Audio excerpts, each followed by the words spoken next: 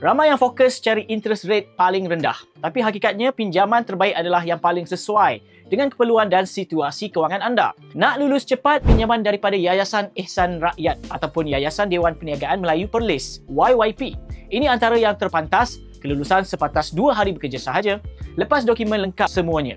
Cuma kadar faedah tetap dia agak tinggi, sekitar 6.65% sehingga 9.99% bergantung pada skor kredit. Payout pun sehingga 84%. Yang kelima, pinjaman Zenderia. Zenderia ini syarikat fintech patuh syariah yang fokus untuk penjawat awam.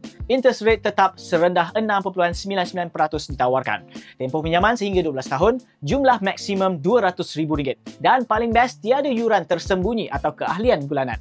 Umur 22 tahun ke atas dah boleh mohon, asalkan dah berkhidmat lebih setahun.